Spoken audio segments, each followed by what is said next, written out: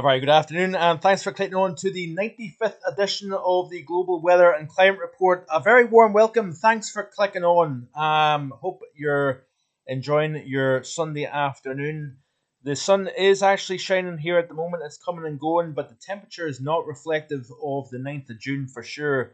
Only 13 Celsius appears to be the high so far today. So a very warm welcome to Mr. Fantastic, Chris A, Lindsay, moderating this afternoon. Thanks to Lindsay for your support this afternoon and helping out as always. Be sure to hit that like button and let your YouTube and myself know that you're enjoying the content here on the channel. The numbers have been absolutely terrific in recent times. I actually noticed, not yesterday's video, but the video on, what day was that, Friday, had over 5,000 views. And I've also gained about an extra 30 plus subscribers in the channel as well. So if you're new to the channel, a very, very warm welcome to you if this happens to be your first live stream. And thanks very much for signing up. It's obviously freely available. And if you're a lover of all things weather and climate and global, then this is hopefully the place for you to join in and join the weather community, looking at the big picture, understanding a little bit more about how the weather evolves, why we're getting the cold pattern that we're getting at the moment versus the very, very mild in southern and eastern Europe. We have got a wave 7 pattern through the northern hemisphere at the moment. That is delivering quite an extreme pattern, a lot of blocking.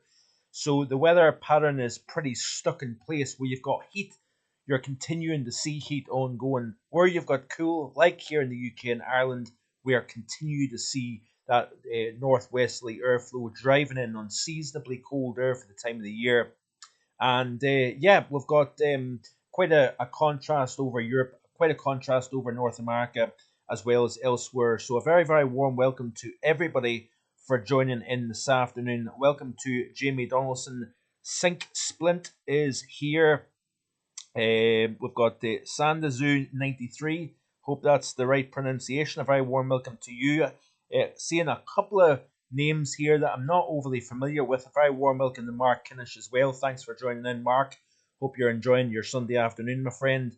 And yeah, I also want to say a little bit of a shout out to Gavin Partridge, who unfortunately fractured his ankle about a week ago, and he's had a pretty hard time of it. He's been actually in hospital, I think, for the majority of the week. So I want to say a massive get better soon, get well soon, Gavin, and I hope that you're on the mend soon, my friend. It's been a pretty rough time for you, and we're thinking about you. We're praying for you as well, and hope that you can get back on your feet, literally, in the coming days and weeks to come. So we're thinking about you, and I hope you're doing okay, my friend, because like I say, it's been a pretty rough ride for you in recent times. So we'll wait and see, try and build up the numbers. We've got 23 concurrent viewers at the moment here. Hit that like button, folks, and that would be greatly appreciated. It helps the algorithm of the channel reach farther on YouTube. I think that's the case anyway. I'm not a particularly tech savvy person. If you've been following me for some time, you will be well aware of that. Let me know as well what the weather conditions are like for you. Would guess the vast majority it's rather cool. It's rather disappointing for the first week to 10 days of not only June but also meteorological summer. Temperatures have been very, very suppressed. Well, I don't know if it's been snowing today, but if it did so, it would be the 5th consecutive day where it's been snowing in the Scottish mountains. And we're starting to get the kind of relatively rare territory with that. I believe, according to Ian Cameron, who is an expert in snow patches and other aspects of Scottish mountains, said that I believe the record is 8 days total of snowfall during the month of June. Now, that's only happened twice in recorded history, I believe, 1977 and 2012. Now, with these northerly winds that are going to be continuing to drive southwards over the UK and Ireland through the the vast majority of the upcoming work week anyway, we should see further snowfalls above more or less 3,800 feet, the 4,000+ feet. That's where you're seeing snow, and it's coming and going. Obviously, you've got a lot of strength. The power in the sun is very, very notable at this time of the year. You're essentially reaching the peak in terms of sun strength, and that's the deceiving aspect actually, because there's a cold wind out there, but yet when you're in the sunshine, it actually feels really quite warm. Now, you could have a temperature of 12 or 13 Celsius and still get sunburned. So that is something to be mindful of. I believe skin cancer is at an all-time high. So please protect your skin. Whether it's 40 degrees or 14 degrees, it doesn't matter. The strength of the sun, temperature does not reflect the strength of the sun. So I want to give you that little uh, piece of advice, even though I don't actually, know an awful lot about the skin and whatnot. But Paul James is in, so a very warm welcome to Paul down in Hampshire. We've got a cloudy afternoon and 16 Celsius, rather fresh for down in the far south of the UK for the 9th of June. Mark says, I find this cool pattern interesting, Mark, because I did something similar in 2007, and that helped us get the cluster of cold winters between '08 and 13. Could it be doing the same now? Um, Only time will tell, Mark. Who knows what the next few winters are going to bring? Certainly, we definitely need to bring down the temperature of the Atlantic. Record breaking warm, it's continuing to be the case. And that is essentially what's driving this warmer than average pattern. I know it's not warmer than average at the moment here, but it doesn't take an awful lot to get warmer than average. We know what happened back in May. This is quite a flip around from the May pattern to what we're seeing at the moment here, and I suspect we are going to start to see a change. We'll look at that in a little bit more detail coming up. We've got 30 concurrent viewers. Hit that like button, friends, and I would greatly appreciate that. You know the drill by now, and if you haven't already done so, hit that subscribe button as well. I would greatly encourage you to do that. Interesting times coming up here in the channel. Yesterday, Saturday's become a little bit of a tropical outlook day, and looking at the latest with La Nina and also what's going on within the tropics, and I try to explain a little bit more in detail with regards to the driving force behind what is expected to be a very, very busy season indeed. So we'll continue to kind of watch this space, but every Saturday, generally at the moment, give or take, I try to do a tropical outlook. Obviously, it's a live stream on a Sunday, and between Monday and Friday is the European outlook. It's certainly been a rather interesting past week or so of weather. Certainly, nighttime temperatures very, very cool. Up here across the north, the temperatures haven't been dropping off that much due to the fact that we've had quite a lot of wind ongoing here. Temperatures have dropped to around between 3 and 4 at a minimum. I think if we had the clear skies but no wind, I think we would have a run at the freezing mark. But that hasn't happened. It'll be interesting to see what happens over the next few days coming up. So like I said, there has been a notable rise in both views and subscribers. And I want to say a massive thank you to everybody for your support. This is typically a time of the year that is quieter compared to autumn and winter. So I do encourage you to stick around if you're interested in understanding and learning more about the weather patterns, both locally as well as globally, and trying to look at the different mechanisms, whether it be within the tropics, the Manjulan oscillation, for example, as well, can have significant impacts on the northern hemisphere pattern. And as that pulse of enhanced convection is now starting to move through the Pacific into the Atlantic, we are likely to start seeing things liven up within the tropical Atlantic. And as that happens, given what takes place with regards to where any kind of systems develop, that can then have a direct or indirect impact on the Western Europe pattern. So, like I say, we've got a phase, a wave 5 or 7, should I say, sorry, a wave 7 pattern at the moment. And essentially, what actually is that? Well, let's have a quick look and see, and then we'll look at the temperature anomalies first in a global scale. So if you notice here, we've got a trough. Bear with me just a wee second here. Sorry about this. This is actually the upcoming 7 days of the CFSV2. But I want to show you the pattern that we've got essentially at this very moment in time. It gives you a better understanding as to what I'm actually talking about here with regards to a wave 7 pattern. Essentially, we've got a negative here, we've got a ridge, we've got a negative ridge, negative ridge. That is your wave 7 pattern. And when you have this kind of locked pattern where you've got a lot of blocking out over the Arctic region, that essentially starts to slow down the west to east progress in the mid and upper levels of the atmosphere. So therefore you get this high pressure in one location, then downstream you've got the trough, and essentially these ridge and trough patterns then become quite locked in place. So you get heat for a prolonged period of time, and you get chilly weather for a prolonged period of time. We've got heat now across the western United States. We've got troughs descending around the top of that area of high pressure over the western United States, where temperatures have reached 49.5 degrees Celsius or 121 degrees Fahrenheit. At Death Valley, for example, we've had record-breaking heat in the southwest desert in recent times.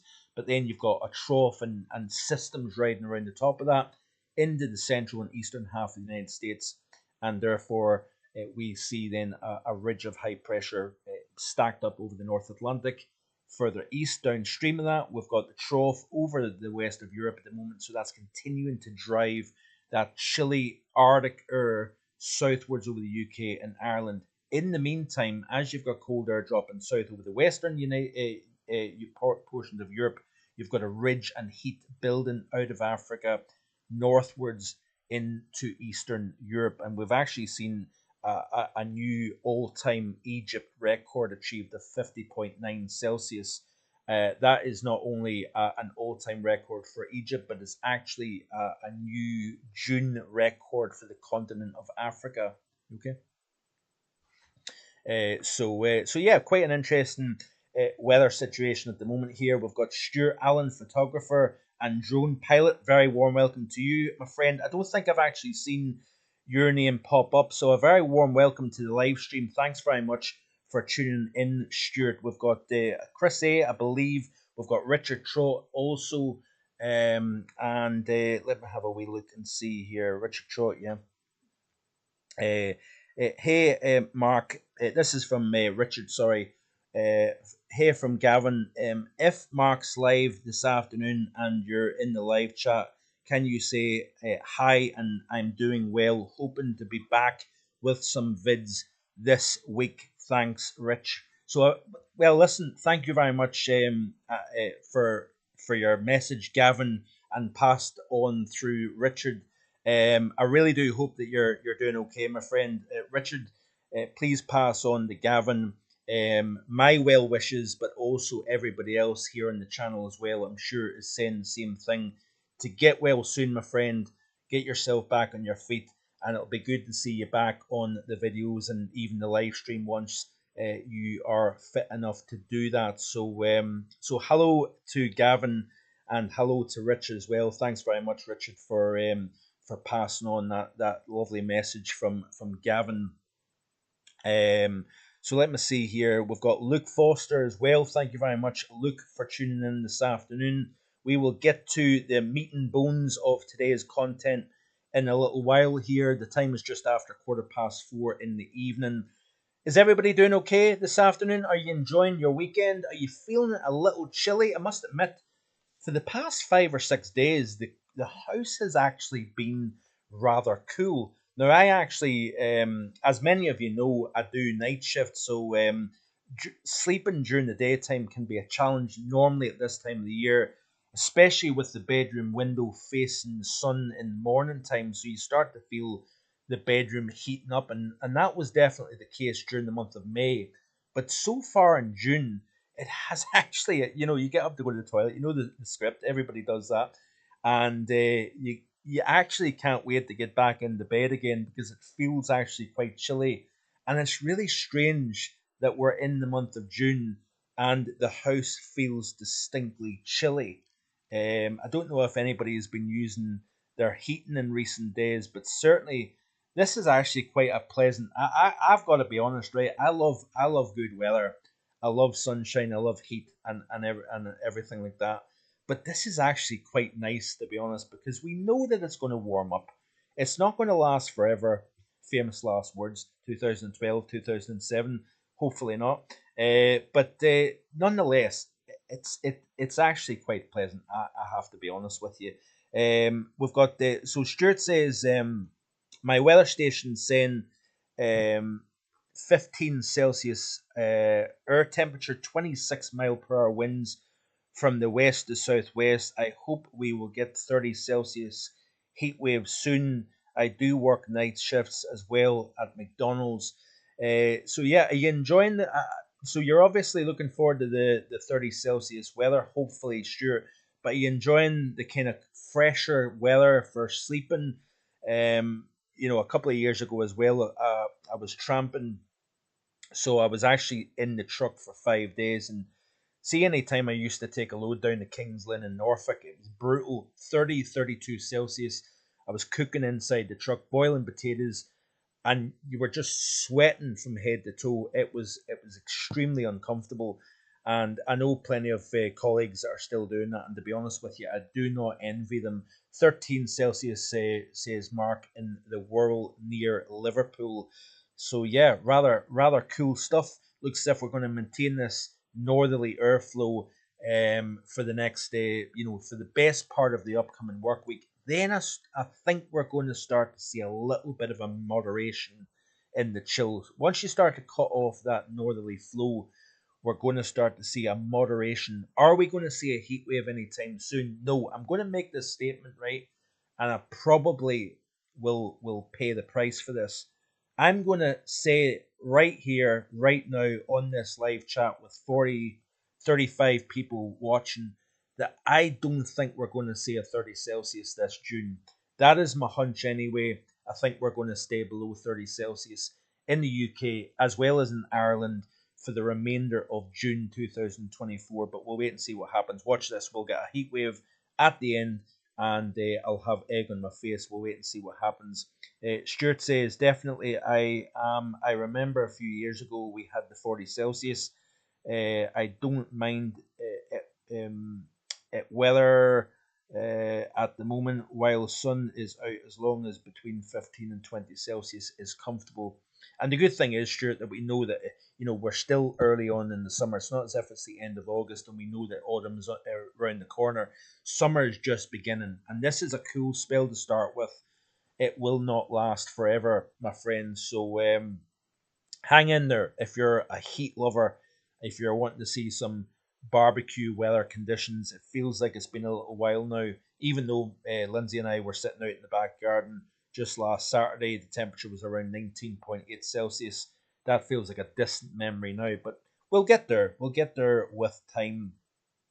So let's get into the meat and bones here. Have I missed anybody just before I kick off with today's content here? I don't think so. Hopefully not. I think I've mentioned everybody. If I haven't, drop a little comment and say, "Oi, you've not mentioned me just yet." And I will certainly give you a shout out. I notice here Luke Foster saying, "Do you think the three SSWs or sudden stratospheric warming has anything to do with the cooler start to summer?"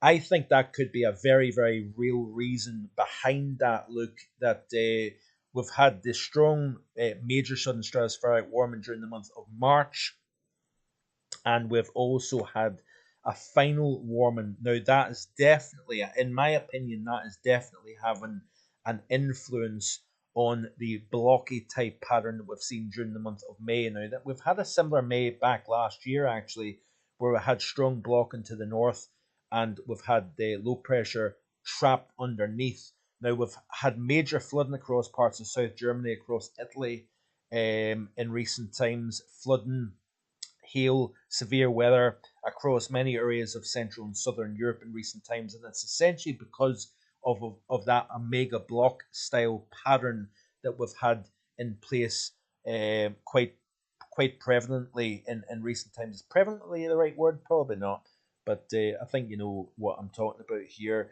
Richard says, think you could be right. Nothing in the GFS forecast up to the 25th showing above 24 Celsius.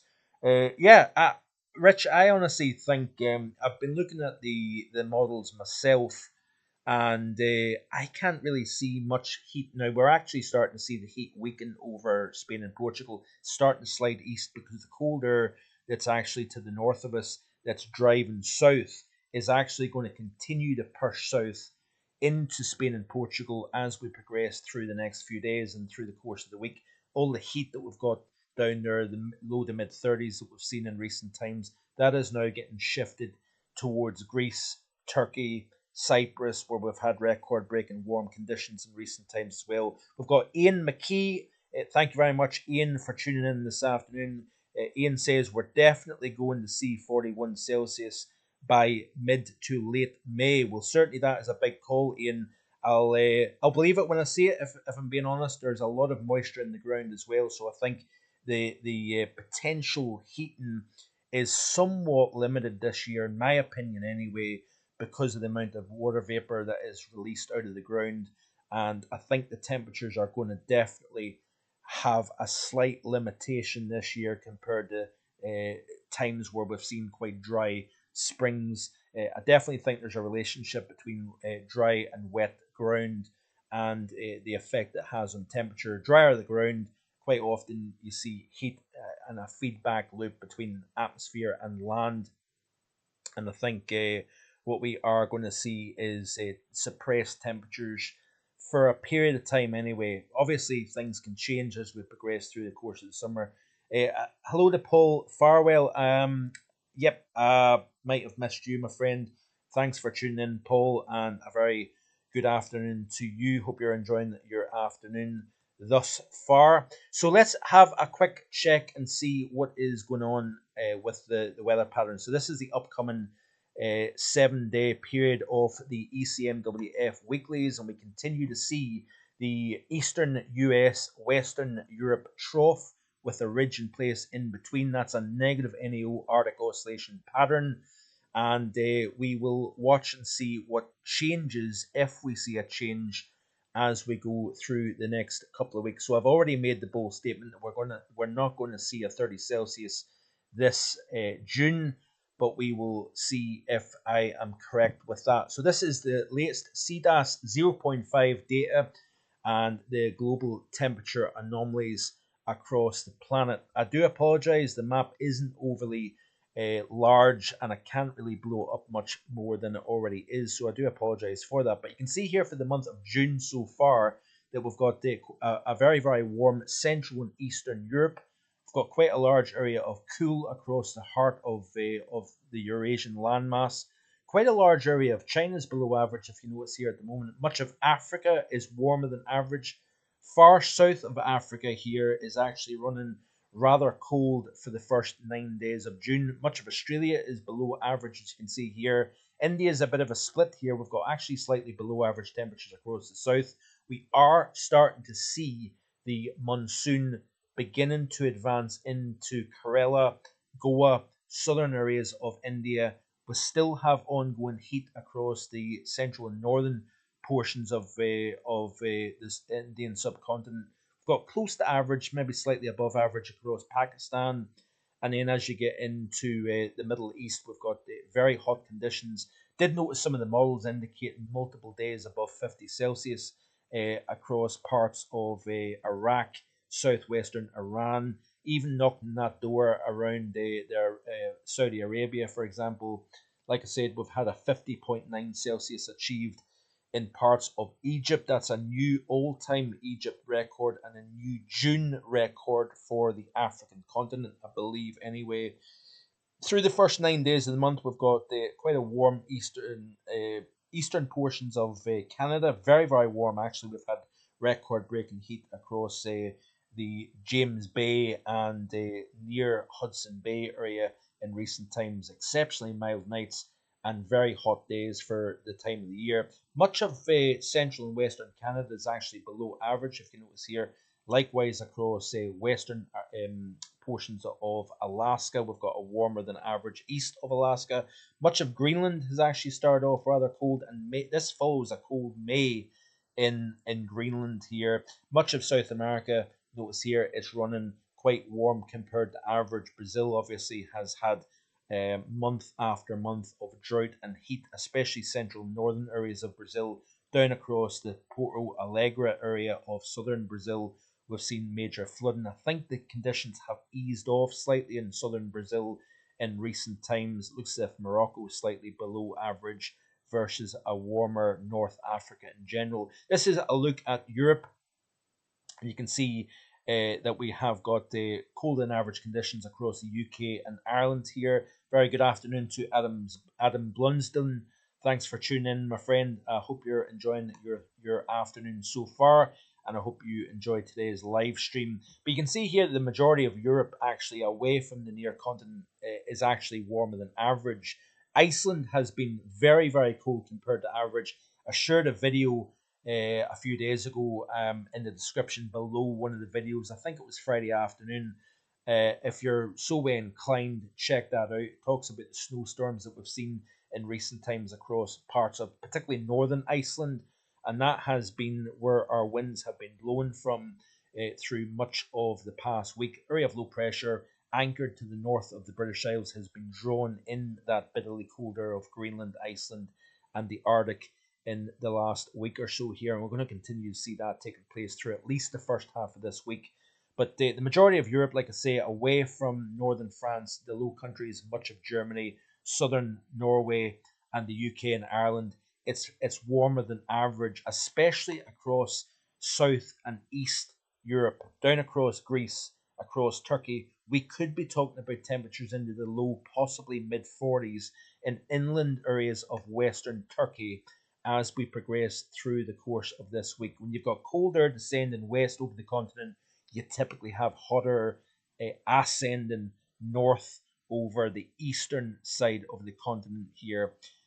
Looking at North America close up, we can see here that we've got a bullseye of exceptionally cold air for the time of the year through the first 9 days of the month. Northern Saskatchewan, Manitoba, and Alberta. So sorry, northern Alberta, Saskatchewan, and Manitoba is running very, very cold compared to average through the first 9 days of the month.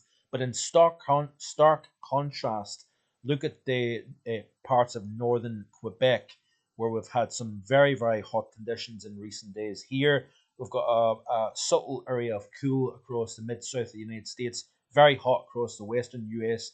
And what we are going to see is colder conditions start to develop across the Great Lakes, the upper Midwest, and the Northeast. Now, some of the models are sending the cold area through the next 7 days a little further south. Some are keeping the cooler air across more northern areas and keeping the south a little bit hotter. Now, we've also seen a lot of drought conditions developing across South Florida. We've seen record-breaking heat here, and that's been associated with the northern boundary of an exceptional hot air dome that's been centered over Mexico. Record-breaking dry and hot May across Africa, across Mexico, the Yucatan, obviously part of Mexico, down into Belize and Honduras. Now, we are starting to see, if you check out the tropical outlook from yesterday, we are starting to see tropical moisture becoming more expansive over Central America.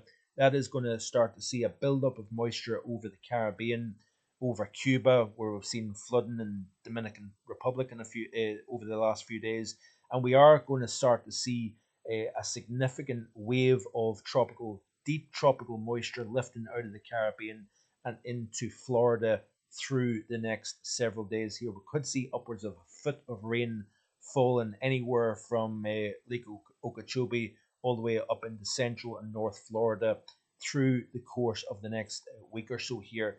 Development is unlikely due to a lot of wind shear in the mid and upper levels of the atmosphere blowing from the Pacific through Mexico, Caribbean, Gulf of Mexico into the Western Atlantic. But if those winds start to loosen up and we've got low pressure starting to develop over the Gulf of Mexico, we may see something trying to develop here. But nonetheless, with development or not, we are going to see a bucket load of rain moving through Cuba and Florida through the next week or so here, which is good news. We just need to see that ridge over Mexico weaken just a little bit more to allow some of that moisture in. Yucatan, where there's been fires and areas of that region that's been towns and villages running out of water, livestock dying, people struggling. We're starting to see a little bit of a change over the Yucatan, but we want to see it getting into the heart of Mexico over the next wee while here. So we'll just have to monitor this situation as we go forward here.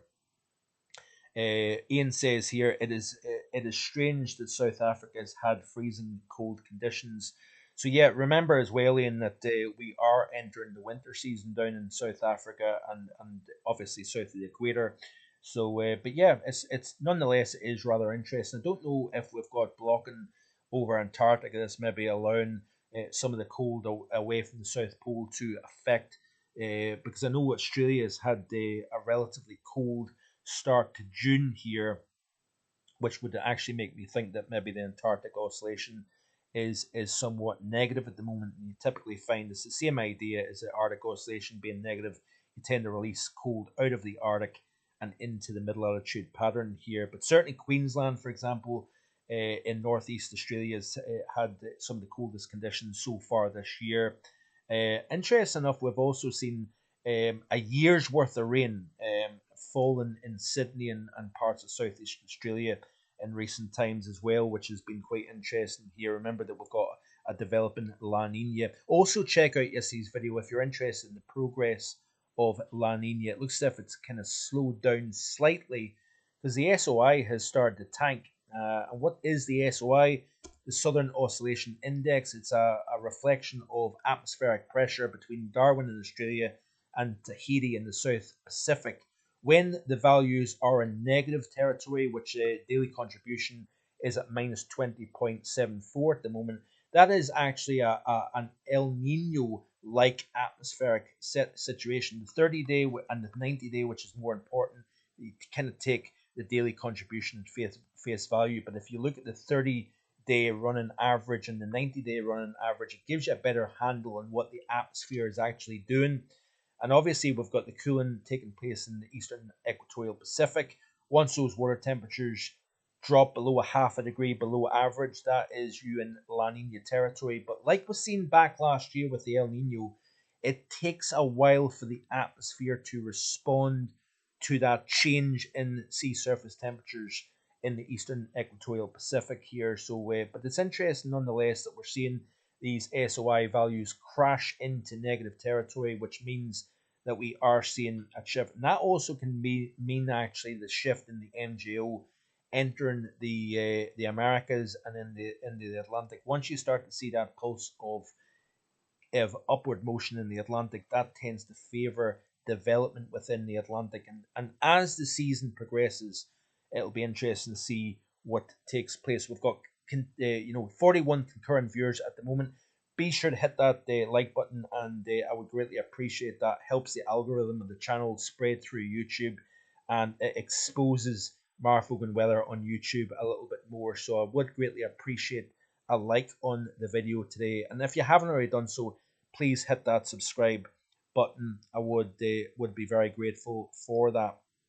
So let's have a look and see. So we've got the western US ridge, eastern US trough. We've had a lot of storms in between, and we've actually had the record breaking hail across parts of Texas. So anyway, before I get into that, sorry, I'm kind of jumping back and forward.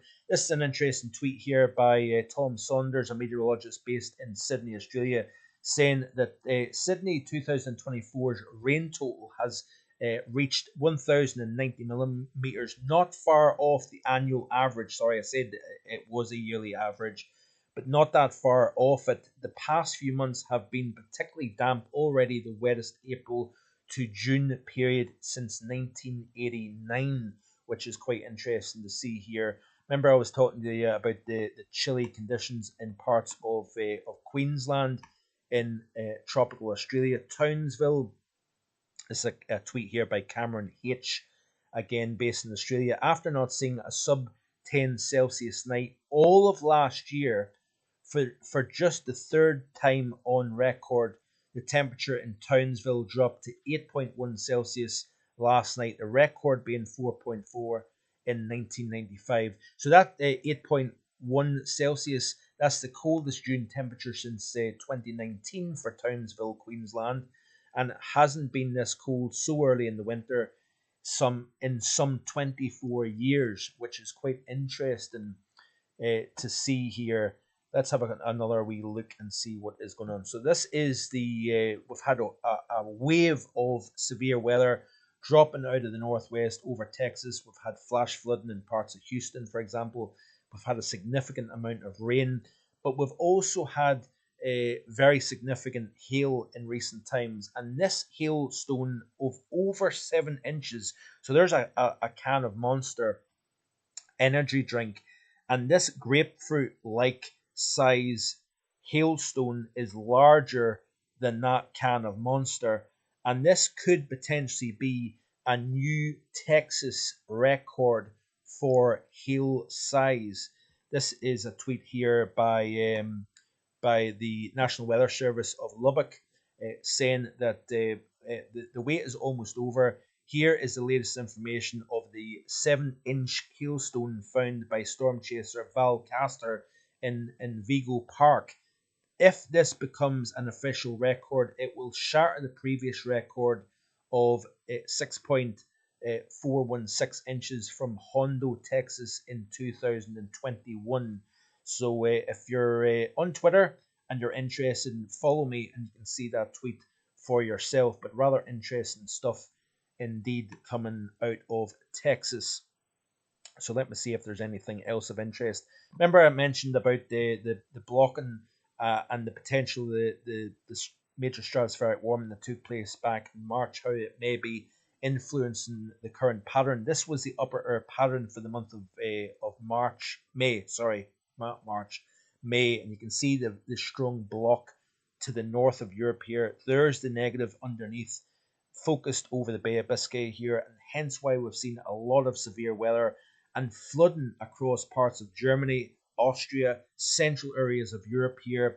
And what that's doing, by the way, is it's making quite a lot of healthy soil moisture. This is a tweet here by Hydrology Next, and the drought update here. So this essentially shows you the soil moisture anomaly for the continent. We're actually looking quite healthy at the moment here, and hopefully that will be good news in terms of perhaps tempering any exceptional heat this upcoming summer. But we'll have to wait and see. But looking at Iberia, it's actually not looking too bad.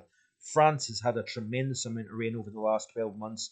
The Low Countries, much of the UK, with the exceptions of Northwest Highlands, is looking very healthy, as well as Ireland and Northern Ireland, exceptions of the far west, if you notice here. And across the majority of mainland Europe, away from the south and the east of the continent. And I think that's where the heat and ridging is going to go across the June through August period. We're already seeing major heat at the moment across Eastern Europe, and I think we're going to see that kind of pattern repeat itself through the course of the summer season. Further west, I think we've got back and forth between strong Azores high pressure trying to build heat north, but also spells of low pressure and cool conditions, especially if you've got a high pressure to the west of the UK like we're seeing at the moment. That may bring quite a waxing and waning of the pattern, quite a fluctuation. Remember, the Atlantic is warmer than average, so therefore I would generally expect to see a warmer than average overall summer. But like we're seeing at the moment with June, with colder than average, I think there's going to be back and forth. I think the second half of June we're going to start to see warmer conditions developing here, but nothing exceptional in my opinion. Hello to Joyce, my mum. A very warm welcome to you. Thanks for tuning in. Hope you're doing well. I know yourself and Dad have enjoyed a few days away in Durleton, just outside of North Berwick. I know that you've enjoyed your few days away. Mum doesn't keep very well, so they were lucky enough to get those 3 days away, and you were feeling quite well, I think. over those 3 days. So I'm glad that you enjoyed your trip to Dirleton and the North Berwick area. I think they took a wee trip down to Berwick upon Tweed and around the Borders region. So they certainly had a fun time, ate plenty as well. So yeah, I'm glad that you're doing okay this afternoon. Let me see what else we are expect. Let me just see if I've got anything else to add. Like I said, we're going to start to see the turnaround hopefully developing over Central America. Very severe drought conditions, Mexico, Central America. We are starting to see rainfall expanding a little bit further northwards. Now, if we'll have a look and see here, this is the GFS total accumulated precipitation, because what we're looking for as well as changes going on within India. Now, we've had 45, 50 Celsius weather for the past several weeks across northern India, parts of Pakistan. Very, very severe conditions here. We've also seen ongoing heat across southeastern Asia in recent times. Drought conditions also has been a factor. If we look actually at this tweet here, so this is Thierry Goose's Twitter feed, but just bear with me a little second here, folks. I do apologize. Obviously, it's live, so you have to give or take a little bit of delay here just while I find a couple of interesting things to try and show you. So I said about the dry conditions. This is the soil moisture index anomaly for Southeast Asia, and we've had unbelievable heat across parts of Southeast Asia, but you're seeing the drought conditions as well. So you've got that feedback between atmosphere and land. When you've got the dry soils, you increase the chance of heat. When you've got wet soils, it can be a different matter. But yeah, nasty conditions across Southeast Asia as well as Mexico, Central America, etc., etc. The United States actually has seen the lowest drought area when you incorporate the lower 48 as a whole since spring 2020. You notice here, this is the time series from the US Drought Monitor indicating that the United States is in pretty good shape. So this is the US as of the 4th of June, and we've got some dry areas across the Central Plains, West Texas, the normal areas that you would typically see drought, the Four Corners, that drought that is encompassing 70% of the Mexican land area with 50% in extreme drought. That is expanding a little bit further north here, and that's going to probably help to fuel some of this heat that we've got ongoing at the moment, and it's likely to be the case throughout the course of the summer where the heat kind of comes and goes here. You can see the drought situation expanding a little bit from south to central Florida. That has also been encouraging a buildup of heat in surrounding waters, Caribbean and the Gulf of Mexico, but also has been feeding back on itself and producing 100-degree heat in parts of South Florida in recent times here. But the drought situation not too bad across the United States at the moment. Canada got a fair amount of drought, especially across western and central portions of Canada. I know I'm bouncing back and forward here, and I do apologize for that, everybody. But just trying to show you as much as I possibly can. So what was I doing? We're looking at the rainfall. So this is the GFS total accumulated precipitation over the next wee while. So as we play through this loop, let's blow it up just to make it a little bit clearer for you to see. And this is obviously the global view. And you notice here, if we skip back and play through the animation, I'm hitting every button here. So obviously we've got Australia, Indonesia, Southeast Asia. Here's India, Africa, Europe, Middle East, North America, South America, etc., etc. This is the buildup of rainfall as we progress through the course of this week. Now, a couple of interesting standouts. Look at the amount of rainfall that we're seeing across the Far East Pacific into Central America, in through the Caribbean, up into South Florida. I know this is a little bit difficult to see, and I do apologize for that, but I'm trying to show you here a couple of interesting things. We're keeping an eye on India. Notice here that we've still got a lack of rainfall between now and the 13th of June. We don't have anything really to write home about. Much of Australia is quite dry, if you notice here, with the exceptions of Tasmania and far southeast.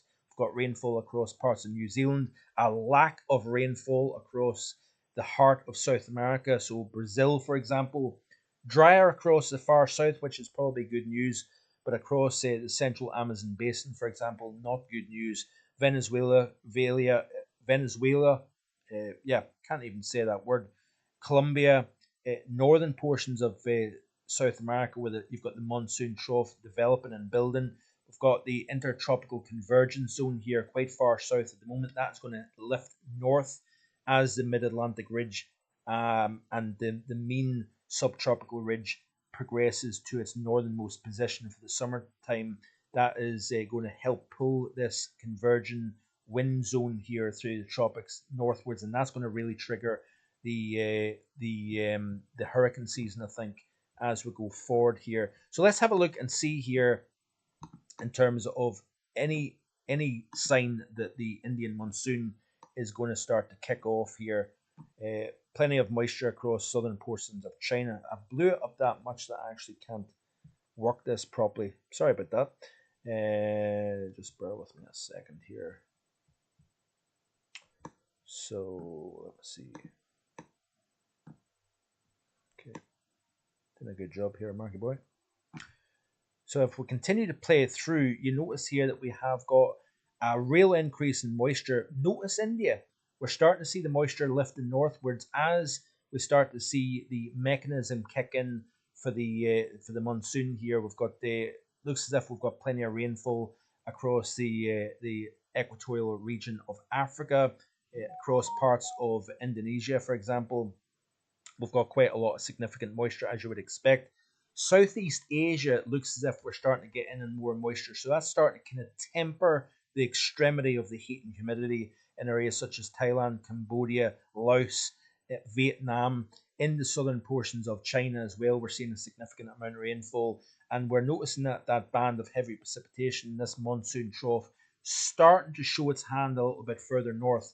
But as we continue to play through this loop, look at the lighting up over Central America, South Florida. Like I say, we could see 10 to 12 inches of rain falling over the next 5 days or so here. We are still seeing a lack of rainfall across the heart of Mexico. If you notice here, southwestern portions of the United States, a lack of rainfall. Up through the heart of the United States, we're seeing a decent amount of rainfall here. So that is going to continue to keep the soil moisture good, and it's going to obviously be good for the agricultural region of the Midwest, which is a major important region for growing at this time of the year, obviously. And then we'll notice here that we've got quite a lot of moisture extending from the Caribbean across the Atlantic and towards the UK and Ireland. We're going to start to moisten things up here in the UK. So this here, by the way, is the upper pattern for the next 7 days, according to the latest run of what is this? I think it's the CFSV2, if I'm right in saying here. So just bear with us again a second here. So are we going to see any real change? That is the big question. So this is the CFSV2 for the upcoming week. So bear with me. You can see here we've got the trough, we've got the ridge kind of stretched out here over the southern United States. So a ridge across the south and a trough across the north of the country. Much of Canada seeing below average heights at 500 millibars. You've got still the positive over the Arctic region, over Greenland, over the North Atlantic, and a very deep negative here across Western Europe. So we're going to continue to see the northerly flow. We're going to continue to see below average temperatures across the west of Europe and eastern half of Canada, eastern half of the United States. So looking at the temperature anomalies across the northern hemisphere, and I'll try and kind of speed things up a little bit here because I know the time is ticking on. Folk want to get about their business and whatnot. So let me see here. Upcoming 7 days. This is the 2 meter temperature anomalies here. So we've got a cold across the north, across much of Canada for the upcoming week. We've got warmer than average conditions across the western United States, but also across the south and across Florida. So CFSV2 not dropping the trough just as much as other models, including the GFS ensemble. Look at Western Europe continuing to see this below average pattern here. I think we are, unless the last 10 days of the month is very, very warm, we are going to likely see an average to below average month of June here, and that certainly would be an interesting one, given that the month of May was dare I say it, record warm. I know that upsets a few folk by saying that, but I'm only basing that on what our friends at the Met Office have said. So this is the upcoming 7 days for Europe, and firmly below average. Week 2, still below average. This is the period between the 16th and the 23rd of June. Then, as we progress into the period 23rd through the 30th of June, looks as if we're starting to warm things up, which is quite interesting. So the UK and Ireland, we may start to see a milder pattern develop towards the second half of the month here. So, very good afternoon to Paul Amos. Sorry, late again. YouTube isn't sending me notifications. Not a problem, Paul. You can obviously play the live stream back. So, you are more than welcome to do that, my friend. And thanks for tuning in anyway. That rain will be welcome in Panama. Yeah, certainly it is the case where severe drought has been ongoing in this region. And hopefully, as we progress into the heart of the hurricane season, we're going to start to see more moisture moving in across Mexico. I think it was the hottest, driest May on record for this region of the country. There's that rainfall I'm talking about across the southeast United States. So upwards of 10 to 15 inches of rain falling over the next 7 days, according to the QPF model here. So let's have a look and see what the extremes are taking place around the planet at this moment in time. So, like I said, 50.9 Celsius was achieved in Egypt, a new all-time national record here, and also a new record for the month of June in Africa here. So, yeah, let me see if there is anything of note here. Interesting tweet here by London and Southeast Weather. You begin to wonder whether May could be warmer than June this year. This is by Daniel at London and Southeast Weather, showing that the last time that happened, where the CET, or the Central England temperature, was colder in June than the month of May, you have to go back to 1833 for the last time that took place. By the way, interesting stuff. Also, record cold days across Cairngorm Summit, just over 4,000 feet in the Scottish Cairngorms. There's the severe weather situation, effects in Europe, showing the severe weather threat extending from central Spain all the way across the heart of Europe here. When you've got the clash of cold in the northwest and the hot across the southeast, you get the clash zone in between, similar to what we're seeing over the United States. So let me see if what else is happening at this moment or in time here. So this is the Twitter page of Thierry Goose. Obviously, the ongoing drought situation in Guatemala is continuing to drive record-breaking heat. 42 Celsius was achieved in one region in Guatemala yesterday. So this is back on the 4th of June, this tweet. That ties the June national record set back in 1992 in Guatemala. So Guatemala, Belize, Honduras, there's been ongoing days of 40 plus Celsius in this region. We've had all-time record heat in Yucatan. We've also had it in Mexico in general for individual months due to this ongoing drought situation. We've had very hot days across eastern Canada. Moosonee, which is on the coast of Hudson Bay, temperatures high as 32.6 Celsius. So these are tweets back on the 6th of June. The heat was actually building and became stronger over eastern Canada in recent days, and we'll talk about that in a second. Belize, like I say, part of the region that I'm talking about, as well as Guatemala, seeing 40.6 at Cha Creek, arguably one of the highest temperatures ever recorded in the country of Belize for the month of June. Talking about the heat, northwestern Quebec, near James Bay and Hudson Bay, nighttime temperatures of 22.2 Celsius, which is pretty incredible stuff. Exceptional high temperatures. By daytime, 34.9 Celsius was achieved, a new monthly record set back in the previous record was 33.9, set back in 1989, according to Thierry. The final temperature at that station was actually 35.3 Celsius. So pretty incredible stuff indeed in eastern portions of Canada, way up near Hudson Bay, which is pretty far north actually. Egypt all-time record was achieved. We also had 45 Celsius in Cyprus in the past week or so. This is the heat across the southwestern desert region. So as we're seeing subtle shifts in the high over Mexico, it's starting to build, and the focus of the core of that high is over the western United States. So that's what's allowing that moisture over South America into Central America to kind of lift a little bit further north here as the high repositions itself, so to speak. Troughs dropping into the eastern half of the United States. That's allowing that moisture then to act like a magnet. Those troughs, those frontal systems dropping into the eastern United States, is allowing that tropical moisture originating over South America to then pull through the Caribbean. We've seen flooding, for example, in the Dominican Republic and Haiti over recent days, and that is a consequence of that plume of tropical moisture lifting north as the high focuses over the western United States. So yeah, let me just see if we've got anything else of note.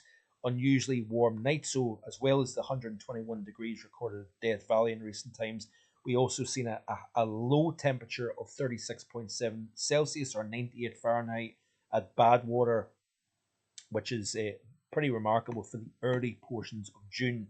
Like I said, going completely to the other side of the hemisphere, we're seeing a 8th of June rain snowfall.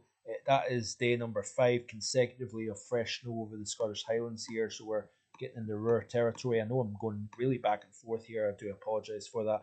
There's that historic Aswan in Egypt, 50.9 Celsius for a maximum. So let me see here. So we've talked about the advance of the monsoon, hopefully in India. That's going to start to temper the heat across India and northern Pakistan, northern India and Pakistan, should I say here. Talked about the drought in Southeast Asia. Looks as if we're going to see more moisture across Southeast Asia in the next week or so here. So hopefully that will kind of dampen down that exceptional heat that we've been seeing so prevalent in recent days. We've talked about the build-up in moisture into the Caribbean and the southeast portions of the United States. So yeah, I think I've pretty much covered it all. Wow, we're almost approaching 1 hour, so I do apologise. But there is 46 concurrent viewers at the moment. So folks, hopefully you're enjoying the content. Bouncing back and forward between extremes and whatnot, I do apologise for that. But trying to cover everything, it's difficult when you're looking at a global picture and looking at the extremes, trying to talk about a little bit about the weather patterns in different parts of the world, and also how these changes taking place within the tropics and subtropics, how it affects our pattern. And it looks as if we're going to start to see the Arctic oscillation going from firm negative into positive. So this is the Arctic oscillation. We're in that negative at the moment, likely a consequence of the southern stratospheric warming back in March, and also the final warming leading to blocking across the north of both Europe and the Arctic region. We are likely to see a recovery, so we are likely to see subtle changes taking place, and that will hopefully change the overall pattern. But over the next week or so, we're going to maintain this trough northerly flow, below average temperatures here across Western Europe, heat across Eastern Europe, and but we'll wait and see what happens. Back to the normal European outlook schedule tomorrow, Monday through Friday, so stay tuned for that. And hit that subscribe button if you haven't already done so. Did you enjoy the content today? Let me know in the live chat. I will have a look through it and try, and if anybody's got any questions or whatever, I'll try and address those questions as best I can. But a very, very massive thank you to everybody for your support at this time. 49 people watching at the moment here. Hit that like button and subscribe to the channel. I do massively appreciate people's support at this time. So yeah, hope you enjoy the rest of your Sunday afternoon. The sun is now starting to appear here at the house. Feeling chilly in the wind, but feeling warm in the sun. And it looks as if that's going to be the case over the next little while or so here. So let me just have a quick skip through and see if there's anybody else that I haven't given a shout out to. Probably have missed one or two, and I do apologise if I have. Well, yeah, Let's call it quits at that. Paul. Very good afternoon to Paul. Do we have a second? Paul Amos, yeah. Aye, I think I did say hello to Paul just a little while ago, but I'll say hello to Paul again. Hope you're enjoying your day, my friend. Hope everybody's enjoying their day, and I hope you enjoy the rest of your day. And I'll be back tomorrow with the European outlook. We'll look at it in detail and see, are we going to see any kind of summer warmth returning? We haven't seen it since the very beginning of the month when we had 20 Celsius in the north, 24, 25 Celsius in the south. It has been distinctly chilly. Are we going to see an end to this coming up? We'll look at that in tomorrow's European Outlook. Enjoy the rest of your day, and I'll see you tomorrow with more. Bye for now.